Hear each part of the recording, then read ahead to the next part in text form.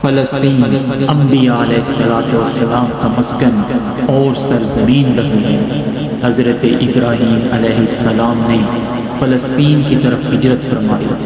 اللہ تبارک و تعالیٰ نے حضرت لوط علیہ السلام کو اس عذاب سے نجات دی جو ان کی قوم پر اسی جگہ نازل ہوا تھا۔ حضرت داؤد علیہ السلام نے اسی سرزمین پر سکونت رکھی اور یہیں اپنا ایک محراب بھی تعمیر فرمایا۔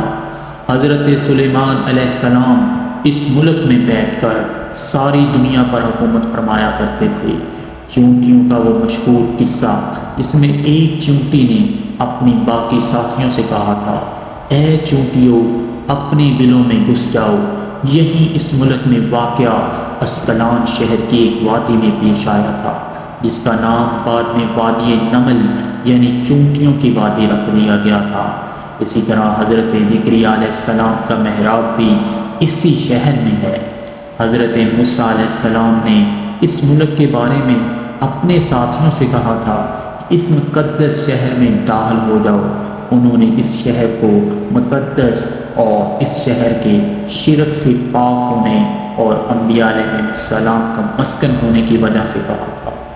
اس شہر میں کئی معجزات وقوع پذیر ہوئے جن میں ایک کنواری بیوی حضرت مریم علیہ السلام کے بطن سے حضرت عیسیٰ علیہ السلام کی ولادت مبارکہ بھی ہے۔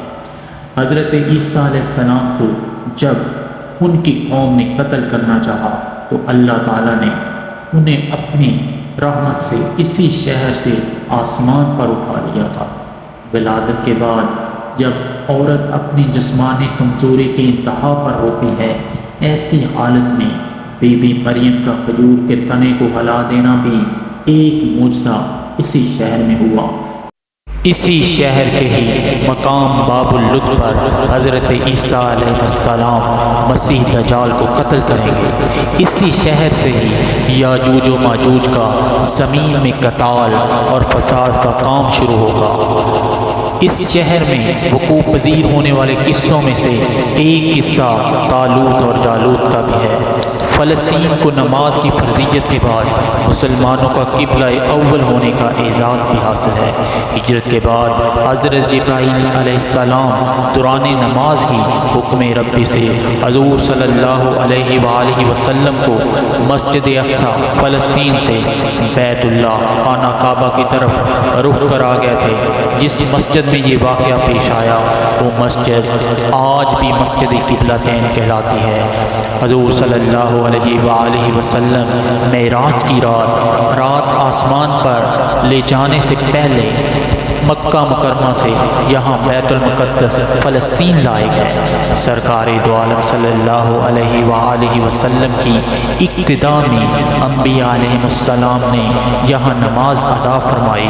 اسی طرح فلسطین ایک بار پھر پورے انبیاء کا مسکن بن گیا۔